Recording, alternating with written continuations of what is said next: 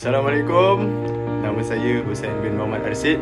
Nombor matrik 13 DAD 21F 1063. Assalamualaikum. Dan saya pula ialah Akmal Aziz. Nombor matrik saya ialah 13 DAD 21F 1166. Penggunaan bahasa rojak yang bererti bahasa campuran antara lebih daripada satu bahasa dapat dinilai daripada dua sudut pandang. Penggunaan dalam perhubungan tidak rasmi seperti perbualan kurang kesan buruknya kerana terbatas khalayaknya. Tetapi, penggunaan bahasa rojak dalam urusan rasmi, apatah lagi disiarkan oleh media, meninggalkan kesan buruk yang berganda. Kebiasaan itu lebih-lebih lagi jika digunakan oleh orang ternama. Contohnya, Perdana Menteri, ahli politik ataupun guru-guru di sekolah. Hal tersebut dapat mendorong sebahagian anggota masyarakat mengikuti tabiat tersebut. Lambat laun, bahasa rojak dianggap hal yang lumrah. Hal itu berbahaya bagi kemantapan sesuatu bahasa. Contoh bahasa rojak terdapat dua. Jadi, yang pertama ialah bahasa Melayu campur bahasa Inggeris, dan yang kedua ialah bahasa Melayu campur bahasa Cina.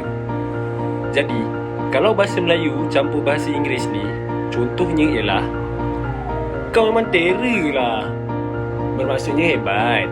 Dan keduanya ialah kedai makan ni best lah, bermaksudnya bagus. Dan yang ketiga ialah aku sudah sampai office, bermaksudnya ialah pejabat.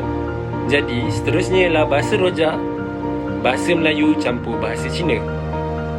Nak makan sini ke tapau, bermaksudnya bungkus. Yang keduanya ialah kenapa lu buat kerja ni cincai-cincai, bermaksudnya kerja ni tidak sempurna. Yang terakhirnya ialah jangan susah hati, nanti wak kasih kau tip, bermaksudnya saya akan bereskan. Terdapat beberapa kesan baik bahasa rojak ni.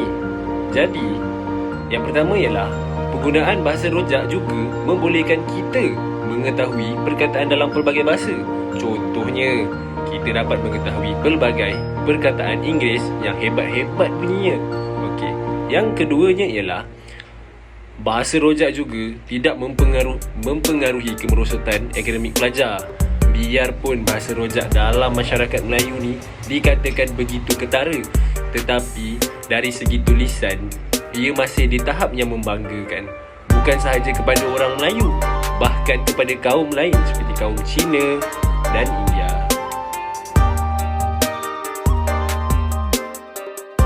Akan tetapi, bahasa rojak juga menimbulkan beberapa keburukan seperti negara memiliki bangsa yang gagal berkomunikasi dengan baik, yang pertama.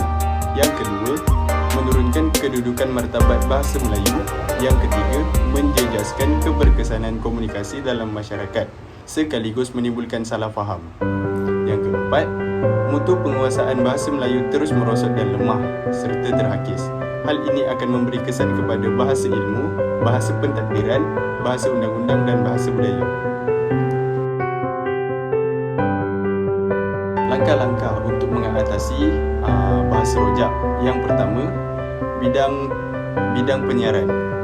Bidang penyiaran Suruhanjaya Komunikasi dan Multimedia telah bertanggungjawab memastikan garis panduan yang mensyaratkan 60% siaran mestilah dalam bahasa Melayu dipenuhi oleh stesen radio dan televisyen swasta. Yang kedua, Dewan Bahasa dan Pustaka. Mutu bahasa yang digunakan dalam semua bidang pentadbiran adalah dikawal dengan tegas. Dalam penguatkuasaan penggunaan bahasa Melayu, badan atau agensi yang diberi amanah perlu tegas. Sebagai contoh, Undang-Undang Kecil Pengiklanan di tempat awam mensyaratkan pengutamaan bahasa Melayu dan bahasa Melayu yang digunakan mestilah yang betul, malah disyaratkan supaya mendapatkan pengesahan DBP terlebih dahulu.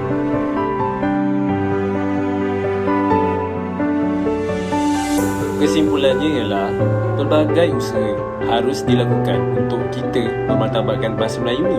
Oleh itu, bahasa Melayu perlu dijadikan agenda yang utama yang dilaksanakan secara berterusan supaya bahasa Melayu benar-benar menjadi jiwa bangsa sekaligus mengikis perasaan mengagung-agungkan bahasa lain terutamanya bahasa Inggeris dalam kalangan masyarakat Malaysia. Keaslian bahasa Melayu perlu terus dipelihara agar kekal menjadi wahana komunikasi utama di negara ini tanpa dicampur adukkan dengan bahasa-bahasa yang lain. Bak kata pepatah, yang putih itu kendi, yang merah itu saga, yang baik itu budi, yang indah itu bahasa. Sekian Daripada kami, Assalamualaikum warahmatullahi wabarakatuh. Bahasa jiwa.